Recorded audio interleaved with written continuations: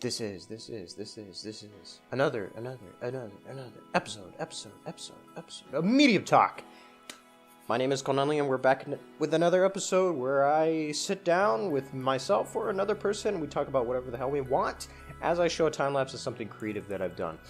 This episode, I wanted to talk about, briefly, the political climate we're in and how you can survive it, because goddamn, it is hard, man. I tell you, going on Facebook, it is full of flame. It is full of just shit.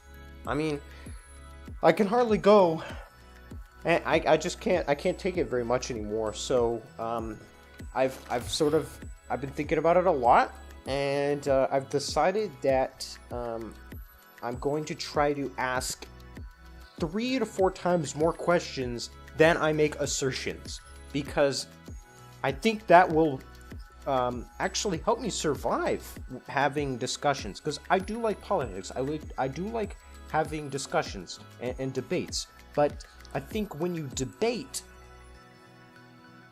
we're getting into a situation where everybody's opinion, they feel like it's worth $1 million goddamn dollars, and they have to protect it with their life, and that if anybody threatens it, it's just awful. And now I give it to them, you know, people are pretty aggressive when they attack your opinion, so I understand. So let me throw some examples at you. Okay, the other day I was having a discussion with my friend. You know, we agree on pretty much everything.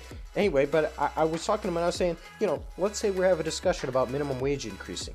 Instead of saying, hey, minimum wage is a great idea, or minimum wage is a terrible idea, prices would go up.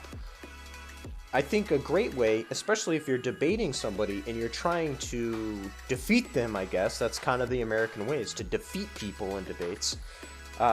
Just ask them questions about their viewpoint. Don't make assertions.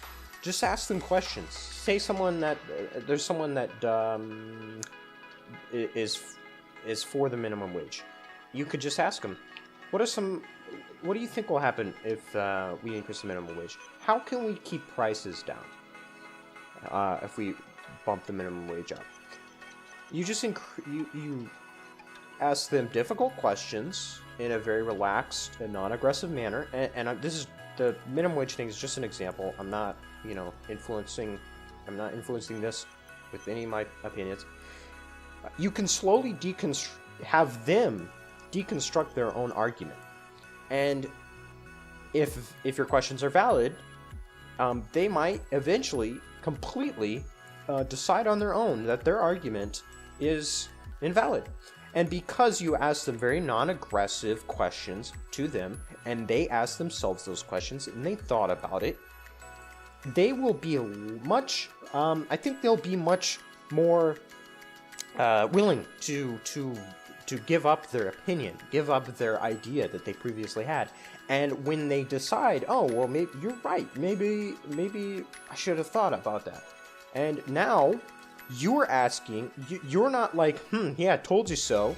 Instead, you're like, yeah, okay, but I see what you were saying. I see your concern. Yeah, we should think about this some more, about how we can make sure that, that prices don't go up or whatever. You are very positive.